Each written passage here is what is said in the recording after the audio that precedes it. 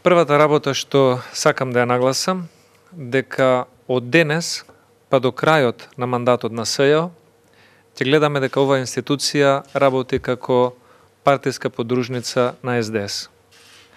Главната задача на СЈО е да штанца нарачани обвиненија против политички неистомисленици од ВМРО ДПМН, за да му помогне на господинот Заев да спроведува нарачани платформи со создавање на коалиција со партии кои што ја поддржале платформата од Тирана.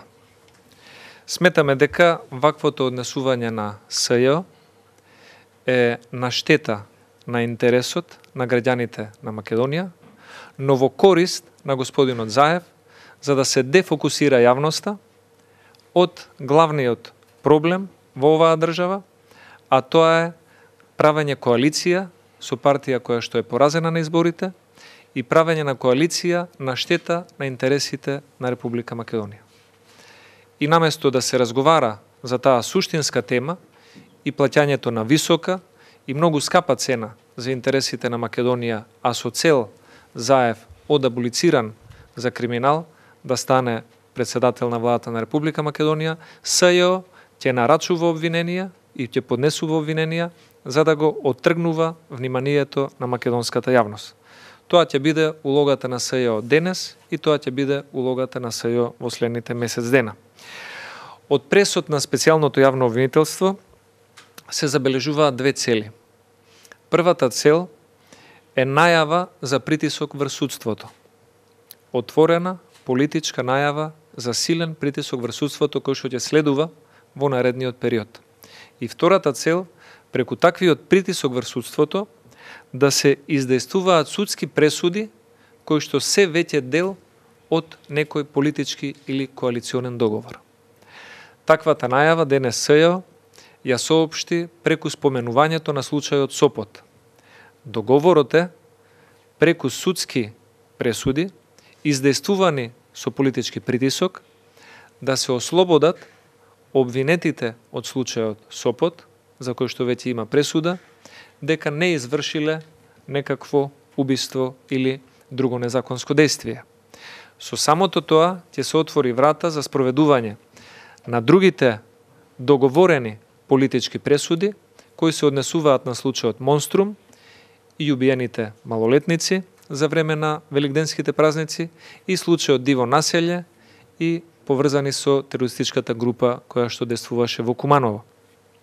Сите овие пресуди, за жал, се дел од политичкиот пазар помеѓу господинот Зоран Заев и партнерите кои што дадоа поддршка за платформата од Тирана и најверојатно на крајот господинот Заев очекува со ваквото дефокусирање на јавноста преку СЈО да се стигне и до ослободителна пресуда за случајот Подкуп, каде што е инволвиран лично тој и целата македонска јавност имаше можност да види за каков случај се работи.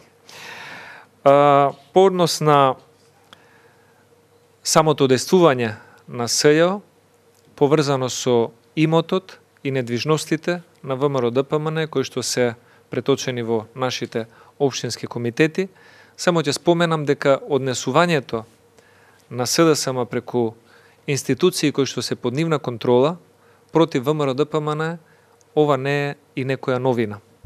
Може би за оние што знаат подобро, ќе потсетам дека во 2002 година Уставниот суд имаше одлука токму по иницијатива на СДСМ да се забрани политичките партии да купуваат или продаваат имот во моменти кога тогашното ВМРО ДПМН имаше одреден имот купен од сопствени донации.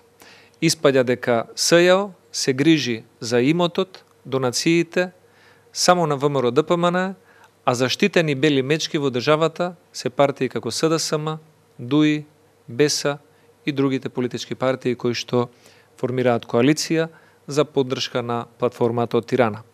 И според ова се гледа дека СЈО е само една политичка продолжена рака на СДС и очекуваме притисокот во следниот период да продолжи на истиот начин, но како партија сме единствени и спремни да действуваме на соодветен начин против ваквите притисоци. Благодарам многу.